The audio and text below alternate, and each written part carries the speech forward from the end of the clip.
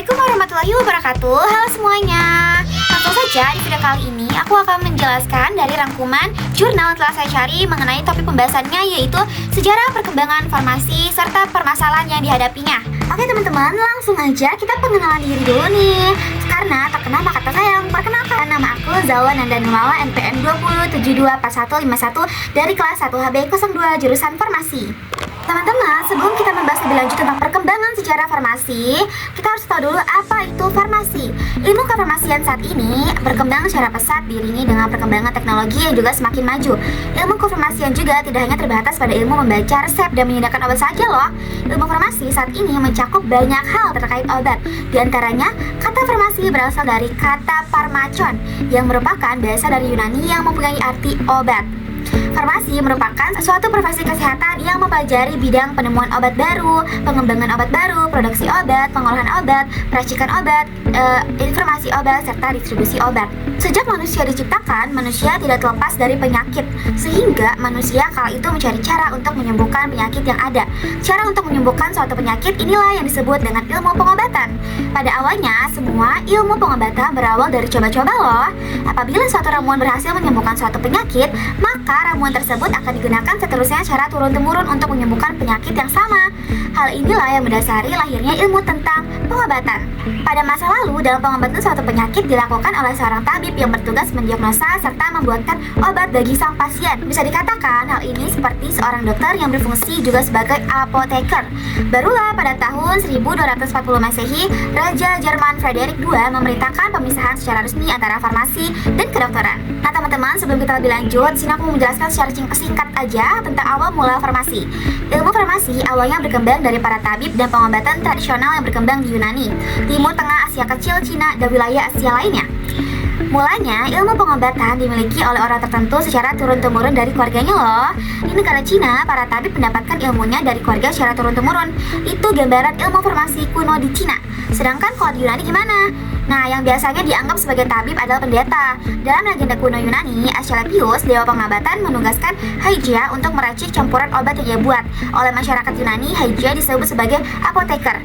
Sedangkan di Mesir, praktek farmasi dibagi dalam dua pekerjaan, yaitu yang mengunjungi orang sakit dan yang bekerja di kuil menyiapkan racikan obat. Ini dia pembahasan utamanya, yaitu perkembangan farmasi. Perkembangan farmasi itu ada banyak. Yang pertama adalah zaman prasejarah. Sejak awal mula keberadaan manusia, farmasi telah menjadi bagian dari kehidupan sehari-hari. Penggalian di beberapa pemukiman tertua manusia seperti Shanidar sekitar 30.000 sebelum Masehi mendukung pendapat bahwa masyarakat prasejarah mengumpulkan tanaman untuk tujuan pengobatan. Melalui percobaan dan kesalahan, pengetahuan masyarakat tentang khasiat penyembuhan zat alami tertentu berkembang. Meskipun penyembuh suku atau dukun sering menjaga ketat pengetahuan penyembuhan ini loh, karena tanaman obat yang terkadang digunakan sebagai makanan, rempah-rempah, atau jimat tampaknya begitu meluas sehingga menghalangi kebutuhan akan kelas khusus pengumpul dan penjaga obat. Seni farmasi primitif mungkin dikuasai oleh semua orang yang mempraktikkan pengobatan rumahan. Ketika para penyembuh di Shanidar atau pemukiman prasejarah lain yang mendekati penyakit, mereka mendapatkannya di dalam konteks pemahaman umum mereka tentang dunia di sekitar mereka yang dipenuhi roh baik dan roh jahat. Masyarakat awal menjelaskan penyakit dalam istilah supranatural, seperti halnya perubahan dan bencana lain yang terjadi di sekitar mereka. Pengobatan pun mengikuti, di mana obat-obatan yang bermanfaat bekerja melalui cara supranatural. Mantra dukun terkadang diucapkan dengan bantuan zat ajaib, dapat dilawan dengan pengobatan yang sama. Saya pun orang prasejarah itu menggunakan ramuan ajaib. Ramuan ajaib untuk penyembuhan merupakan bagian dari tugas dukun loh.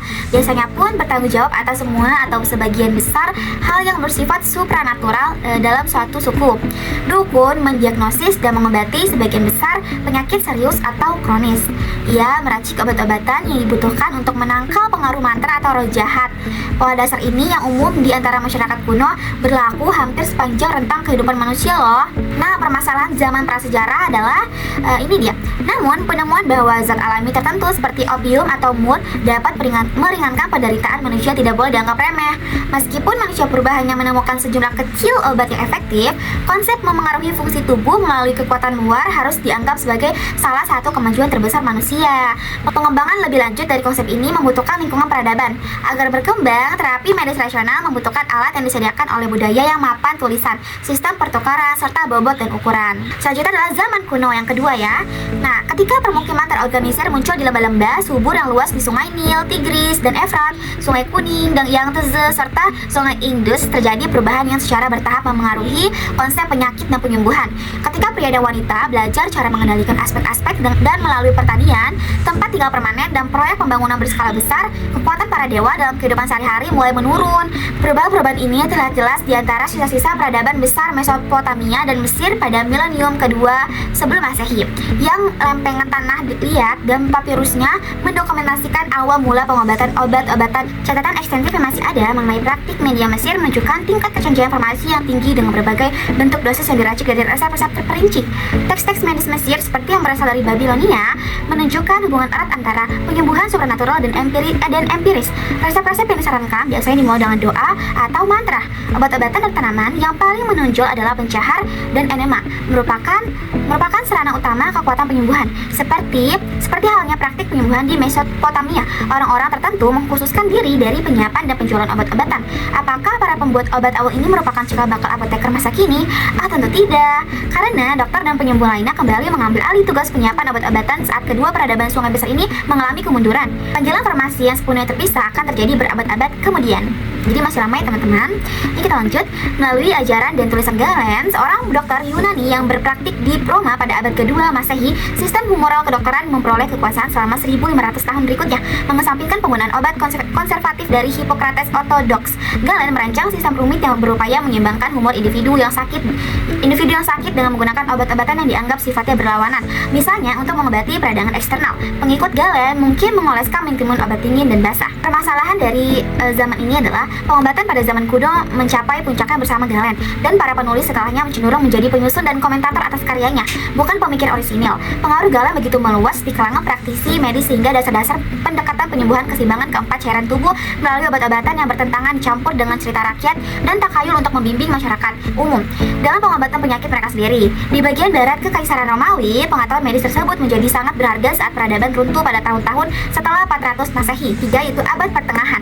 Secara tradisional, abad pertengahan didefinisikan sebagai periode dari kejatuhan pertama Roma sekitar tahun 400 Masehi hingga jatuhnya Konstantinopel 1453. Paruh pertama milenium ini pernah disebut sebagai abad ke-8 oleh para sejarawan karena kekacauan politik dan sosial yang terjadi di wilayah yang pernah menjadi bagian dari bagian barat Kekaisaran Romawi.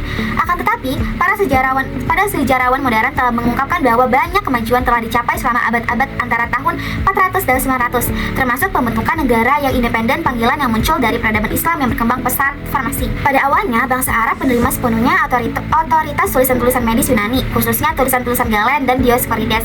Namun, sering dengan berkembangnya kecanggihan mereka, para dokter Islam seperti Rhazes dan Ibnu Sina menambahkan tulisan-tulisan Yunani. Pos-pos perdagangan yang jauh dari para penakluk Arab juga membawa obat-obatan dan rempah-rempah baru ke pusat-pusat pembelajaran. Selain itu, para dokter Arab menolak gagasan lama bahwa obat-obatan yang rasanya tidak enak bekerja paling baik. Sebaliknya, mereka mencurahkan banyak upaya untuk membuat bentuk sediaan mereka elegan dan enak diminum melalui pelapisan pil dengan daun emas atau perak, atau penyempuhan atau pelapisan perak, dan penggunaan bahan pemanis. Pada pertengahan abad ke-13, ketika Frederick II, penguasa kerajaan dua Sisilia, mengkodifikasikan praktik farmasi yang terpisah untuk pertama kalinya di Eropa, apotek umum telah menjadi relatif umum di Eropa Selatan. Praktisi farmasi telah bergabung bersama dalam serikat yang terkadang mencakup perdagangan barang serupa, seperti biasanya menyebut diri mereka apoteker, setelah istilah Yunani Latin apoteka, yang berarti gudang atau tempat penyimpanan, seperti tukang roti atau toko roti dan pedagang grosir toko grosir. Apotek diidentikan erat dengan toko mereka. Budaya Arab telah mengembalikan pengetahuan ilmiah dan medis klasik ke Eropa di pusat-pusat seperti Telados dan Salerno. Tulisan-tulisan orang Yunani yang telah diterjemahkan ke dalam bahasa Arab beradab-adab sebelumnya di pinggiran wilayah timur Kekaisaran Romawi kuno diterjemahkan ke dalam bahasa Latin untuk digunakan oleh para sejarah Eropa.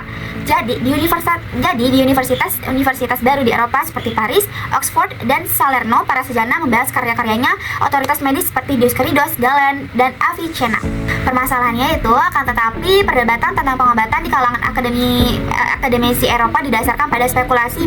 Pencarian mereka bersifat filosofis tanpa berdampak besar pada praktik medis. Agar terjadi perubahan signifan dalam penggunaan obat-obatan, pendekatan skolastik harus dikesampingkan dan metodologi pengobatan yang lebih skepsis harus diadopsi. Zaman eksperimental baru ini sekarang kita disebut Renaissance. Nah, selanjutnya adalah Eropa pada zaman Renaissance dan modern awal.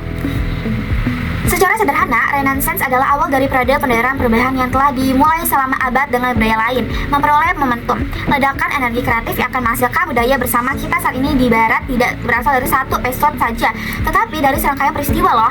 Pada tahun 1493, Konstantinopel, sekarang Istanbul namanya, jatuh ke tangan bangsa Turki yang menaklukkan, dan sisa-sisa komunitas ilmuwan Yunani di sana melarikan diri ke Barat sambil membawa buku-buku dan pengetahuan mereka.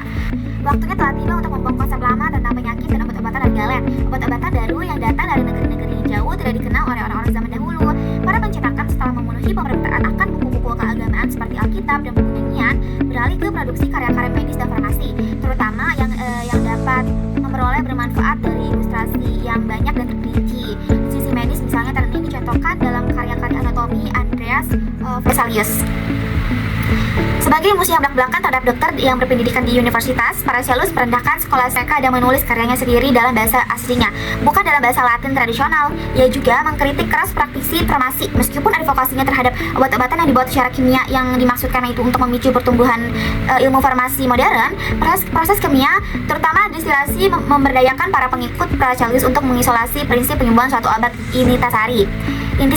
Akhirnya ketika khasiat beberapa obat ini mulai diketahui, obat-obatan ini mulai digunakan dalam praktik medis profesional dan muncul dalam buku-buku tentang obat-obatan. Melalui jalur ini, kimia menjadi bagian penting dalam upaya farmasi untuk menemukan obat-obatan yang lebih efektif dan lebih enak dikonsumsi. Banyak rangsangan untuk penelitian awal muncul pun dari penelitian obat-obatan ini tuh di wilayah yang baru dieksplorasi loh.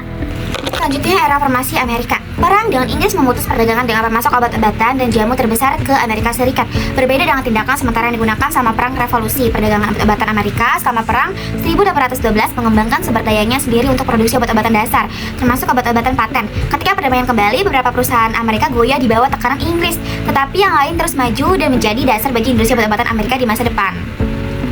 Lalu selanjutnya adalah pencarian profesionalisme. Pada akhir tahun 1660-an, model akademis profesionalisme yang dikembangkan oleh profesi-profesi baru seperti teknik yang menarik perhatian beberapa pemimpin farmasi dengan menggunakan gelar universitas, ditambah dengan lisensi negara atau sertifikasi institusional. Profesi-profesi baru ini membedakan diri dari pekerjaan lain sebagai komunitas yang kompeten. Mereka berusaha menghindari cobaan pasar dengan menciptakan kesenjangan kognitif antara pekerjaan mereka dan pemahaman publik secara teoritis, dengan mengendalikan penerimaan di sekolah-sekolah profesional dan meningkatkan standar ujian, persaingan yang merusak dapat dikurangi atau bahkan dihilangkan. Selanjutnya adalah perundang-undangan. Selama tahun 1870-an, Badan Legislatif Negara bagian mulai mempertimbangkan dengan sungguh-sungguh rancangan undang-undang farmasi yang disponsori oleh orang-orang yang bukan apoteker. Menanggapi tren ini, para apoteker mengorganisasikan asosiasi di seluruh negara bagian mengordinasikan dukungan bagi rancangan undang-undang mereka sendiri, yang seringkali merupakan versi model APHA. Meskipun pada awalnya tidak antusias dengan regulasi bisnis mereka, para apoteker ingin ikut berperan dalam proses tersebut. Berhasilan upaya mereka pada tahun 1870, 1880, dan 1890-an menunjukkan perubahan sikap terhadap pengejaran profesionalisme sejak tahun 1860-an. Selanjutnya adalah transisi ke profesi modern. Tugas kuliah bergeser dari identifikasi obat-obatan dari tumbuhan mentah dan berbagai sediaannya ke penekanan yang lebih besar pada kompatibilitas kimia bahan-bahan dalam setiap resep. Kredensial profesional apoteker Amerika diperkuat pada tahun 1932 ketika gelar BSc 4 pada BSc 4 tahun menjadi standar untuk perizinan. Selama 3 dekade berikutnya, sekolah farmasi meluluskan apoteker yang dapat mengeklaim sebagai ahli kimia di sudut. Namun pada saat yang sama, ketika profesi tersebut mencapai tujuan tenaga kerja yang terlatih secara ilmiah yang sepenuhnya mampu melaksanakan semua langkah yang terlibat dalam pembuatan obat-obatan, teknologi industri farmasi pun yang mengambil alih tanggung jawab itu. Selanjutnya adalah munculnya farmasi klinis. Konsep apotek klinis muncul dari kombinasi beberapa faktor, termasuk perkembangan subdisiplin farmasi rumah sakit sejak tahun 1920-an, pertumbuhan farmakologi klinis sejak tahun 1940-an, program pengajaran inovatif yang berhubungan dengan gelar PharmD, baru penurunan pengajaran farmakologi di sekolah kedokteran, dan munculnya apotek komunitas bergaya kantor yang dicontohkan oleh praktik Eugene V. White de Berryville, Virginia, sampai batas tertentu, farmasi mengambil alih aspek perawatan medis yang sebagian telah ditinggalkan oleh dokter. Terbebani oleh beban pasien dan diladakan obatan-obatan baru, dokter semakin banyak beralih ke apoteker untuk mendapatkan informasi obat. Pergeseran ini terutama terlihat dalam lingkungan institusional, di mana pengembangan standar residensi farmasi dan proyek percontohan seperti proyek lantai 9 Universitas California, San Francisco pada tahun 1950-an menunjukkan kemampuan klinis apoteker. Nah, yang terakhir adalah janji abad baru. Perkembangan awal yang menjanjikannya yaitu adalah pertama optimisme. Awal abad 21 dikenai dengan optimisme tinggi dalam dunia farmasi, terutama dengan adanya gelar PharmD yang menyatukan mewujudkan standar pendidikan apoteker dan inisiatif layanan perawatan farmasi atau MTM. Harapan barunya adalah program MTM yang diperkenalkan melalui Medicare bagian D, memberikan harapan baru untuk meningkatkan kualitas pelayanan pasien. Dan terima kasih, semoga presentasi ini memberikan wawasan yang mendalam tentang sejarah perkembangan farmasi. Kurang lebih mohon maaf. Sekian, terima kasih. Wassalamualaikum warahmatullahi wabarakatuh.